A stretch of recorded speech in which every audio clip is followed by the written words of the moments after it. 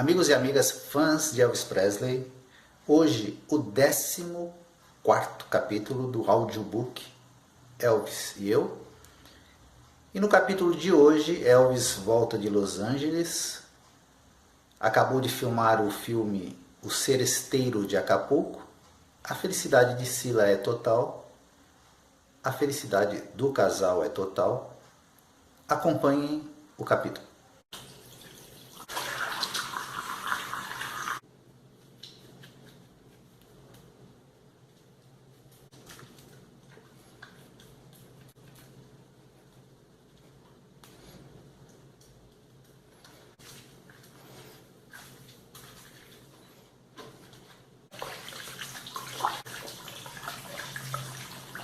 Elvis e Eu, capítulo 14.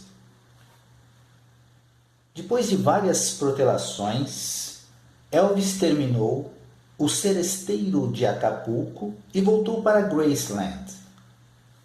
Ainda com medo de voar, ele viajou com sua comitiva no enorme ônibus fabricado sob encomenda, o mesmo em que fôramos para Las Vegas no ano anterior. Em cada parada, ele telefonava para Graceland e apresentava um relatório de progresso. Estou em Flagstaff agora. Só mais uns poucos dias e chegarei em casa. Como vai a minha garotinha? A cada telefonema, eu me tornava mais e mais excitada. Aguardava a chegada de Elvis com os braços estendidos e um sorriso enorme. E finalmente, ao final de uma tarde, ele ligou para comunicar que chegaria por volta de meia-noite. Às 10 horas, as fãs já estavam esperando no portão. Foi um mistério como elas descobriram. Eu estava no pequeno grupo de amigos e parentes reunidos na sala de estar. Todos olhávamos impacientes pela janela grande que dava para o caminho circular na frente da casa. Eu acalentara a esperança de que nosso reencontro fosse íntimo, romântico. Mas podia perceber agora que tal não aconteceria e especulava se Elvis ficaria aborrecido pela presença de tantas pessoas. À 00:30, as fãs no portão começaram a gritar estridentemente e os potentes faróis do ônibus varreram o caminho. Elvis estava ao volante e parou o ônibus suavemente. Foi o primeiro a saltar e correu pela porta. Onde está minha Cilla? Gritou ele, olhando ao redor à minha procura. Olá, murmurei. Parecia que haviam passado meses e não semanas desde que eu o vira pela última vez. Olá? Repetiu ele em tom zombeteiro, aproximando-se. Passei todo esse tempo longe e tudo o que você me diz é olá? Ele me levantou, abraçou-me e beijou-me. Deus, como é bom estar em casa! Tornando a olhar ao redor, Elvis avistou a vovó. Dodger, você também me esperou? Que Deus abençoe seu coração. Ele a abraçou, afagou sua cabeça, depois cumprimentou as outras pessoas. Elvis podia ser extremamente afetuoso e naquela noite em particular tinha abraços para todos. Com sua chegada, Graceland ganhou vida. As criadas se colocaram a cozinhar, o resto da turma entrou na casa, saudando as esposas e namoradas, logo trouxeram a bagagem e começaram a abrir as malas. Depois de tanto tempo sozinha, eu descobria que aquela súbita intensidade e energia eram irresistíveis. Eu estava no meio do tumulto, observando Elvis subir a gritar para Alberta. Ô Cinco, o que tem para jantar? Eu não sabia se devia segui-lo ou esperar. Não queria parecer muito excitada e por isso continuei lá embaixo, até que ele gritou. Cilla, dê um pulo aqui em cima. E nesse momento não fui capaz de subir a escada com a pressa que desejava. Tivemos um instante de sossego em seu quarto. Elvis perguntou como eu estava indo, se gostava da escola, se seu pai estava me tratando bem. comecei a lhe dizer tudo o que não pudera falar ao telefone. A saudade que sentira, a solidão que me envolvera, que realmente queria trabalhar, mas parei de falar abruptamente. Não era isso o que Elvis estava querendo ouvir.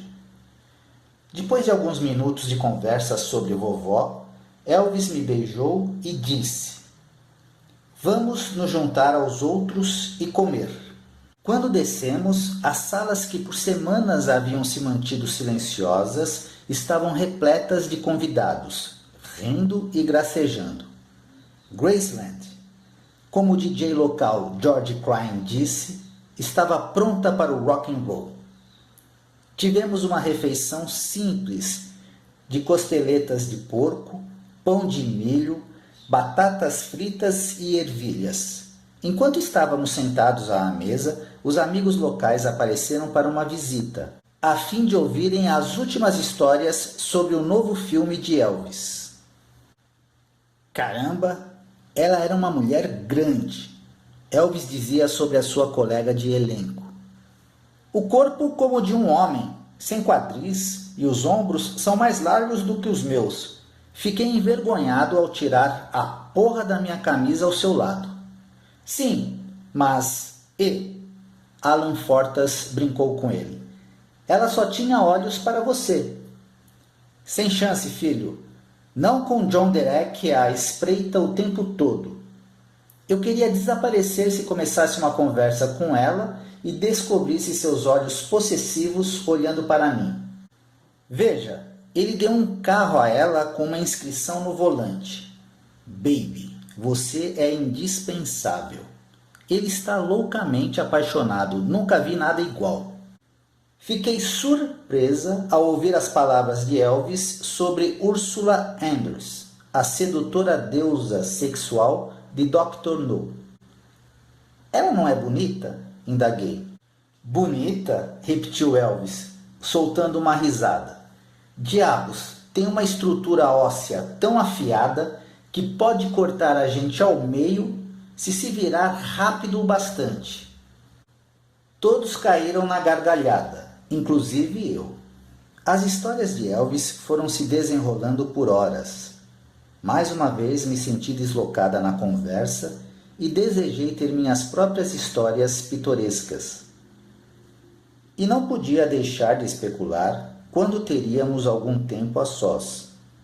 Meu mundo consistia exclusivamente de Elvis.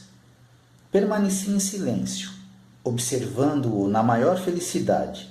Sempre que ele me piscava ou me apertava a mão, eu retribuía o gesto pensando: agora? Ele quer que eu me retire para poder me seguir? Mas, no instante seguinte, ele se recostava na cadeira e começava a contar outra história. Já estava quase amanhecendo quando Elvis finalmente bocejou e disse: é melhor dormirmos um pouco. Todos nós levantamos, ele olhou para mim, sorriu e acrescentou: tenho que escrever um bilhete para a escola dizendo que você está doente hoje? Acha que eles acreditariam? Todos riram e eu corei. Elvis passou o braço por minha cintura e subimos para o seu quarto. Se eu parecia calma e controlada, é porque me lembrava de uma coisa que Elvis me dissera certa ocasião. Ele detestava as mulheres agressivas. Na verdade, porém, estava extasiada. Finalmente ficaria a sós com ele, pensei. Todos os telefonemas, a preocupação, expectativa e protelações haviam terminado. Aprontei-me para deitar pelo menos 15 minutos antes de Elvis sair de seu banheiro. Ele contou o número habitual de pílulas para dormir e tomou-as de uma só vez. Por que está tomando essas pílulas agora? Indaguei. Vai cair no sono. Eu tinha planos e a última coisa que queria era que Elvis cochilasse. Não se preocupe, vai demorar um pouco para fazer efeito. Elvis me entregou uma pílula. Tome isto e terá uma boa noite de sono. Não tem problema, já que você não vai à escola esta manhã. mas eu não aconselharia a tomar quando tiver de ir à escola. Contemplei o monstro vermelho, recordando minha experiência anterior. Não vai me deixar apagada por 10 dias, não é mesmo? Sorri para ele enquanto engolia a pílula. Isso me deu uma sensação agradável. Meu corpo formigou. Fiquei tonta, mas estava um pouco mais no controle desta vez. Aninhando-me nos braços de Elvis, fiquei feliz por estar perto dele. Por causa da pílula para dormir, pude sentir minhas inibições se dissolvendo. Como está minha garotinha? Ele falava suavemente agora, bem baixinho. Eu senti sua falta. Ela tem se comportado? Sim, ela tem sido boazinha, eu disse. Mas ela sente sua falta. Tem sido muito solitário aqui. Ela mal podia esperar para estar em seus braços. Ela pensa tanto em você. Shhh. Não diga mais nada. Eu sei que sentiu a minha falta.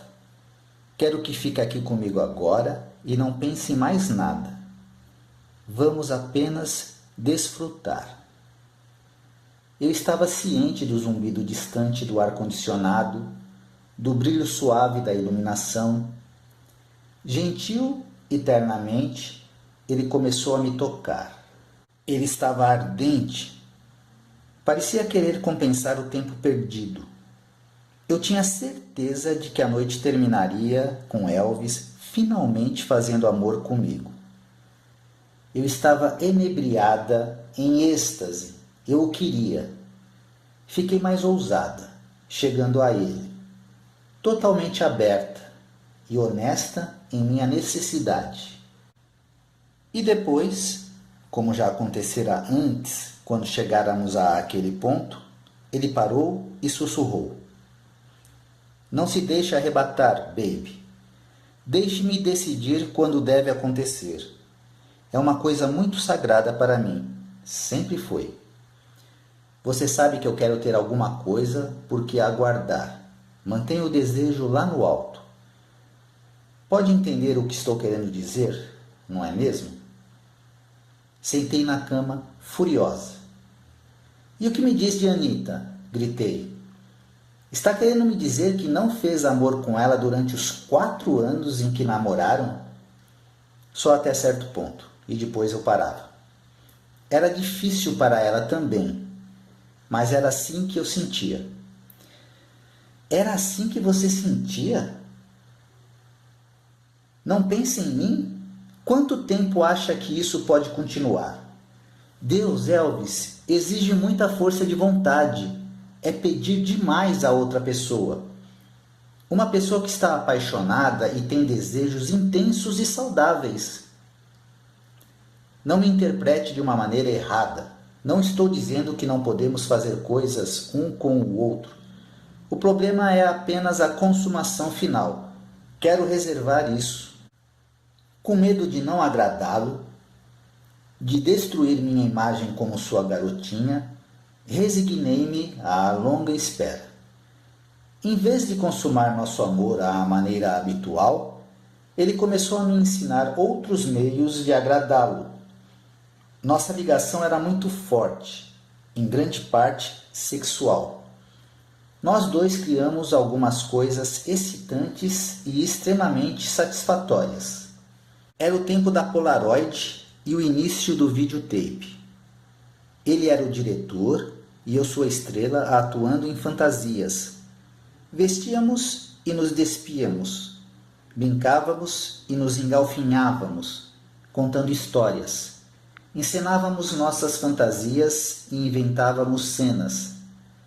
Seja em meu uniforme da escola, ou uma secretária que volta para a casa do trabalho e relaxa na intimidade do seu quarto, ou uma professora seduzindo seu aluno.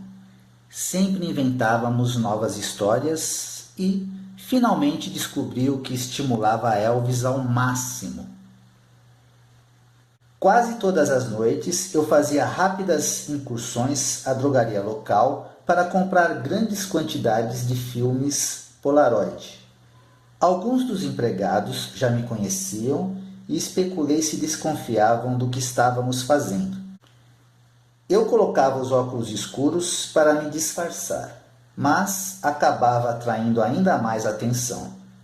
Ao pedir docemente 12 caixas de filmes Polaroid, apresentando desculpas como: caramba, os outros devem estar com algum defeito, porque não consegui fazer com que saíssem direito. Ou então, não vai acreditar, mas alguém roubou todos os meus filmes.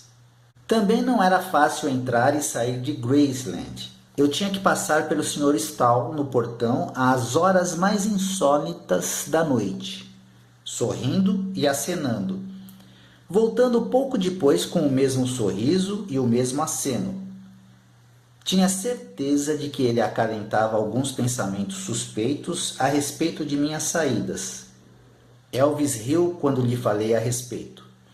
Está tudo na sua imaginação, baby. Ele não pensa mais do que um cachorro dormindo.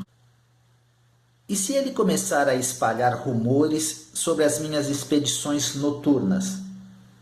Pode criar algum excitamento por aqui, o que seria ótimo. Memphis é uma cidade morta, precisa de um pouco de agitação. Elvis e eu adorávamos criar essas fantasias sexuais que pareciam nos unir ainda mais. Eu não tinha qualquer experiência sexual anterior para comparar com a sua inventividade sexual e sempre estava disposta a fazer tudo o que ele quisesse. Um homem de sucesso, ele estava exposto a todos os prazeres disponíveis na vida. As emoções normais, às vezes, não eram suficientes, especialmente quando ele se encontrava sob a influência de drogas poderosas. A princípio, eu me entregava totalmente a Elvis e suas ideias. Vivia para aqueles momentos em que estávamos a sós. Tinha o cuidado de dizer muito pouco que pudesse colocar em risco o nosso relacionamento. Satisfazia as necessidades de Elvis e suas convicções se tornaram as minhas. Sob nenhuma circunstância, suas ideias ou brincadeiras eram pervertidas ou de alguma forma prejudiciais. Final do capítulo 14. Pessoal, um ótimo final de semana. Cuidem-se, preservem-se. E eu volto semana que vem com o 15º capítulo, Elvis Forever.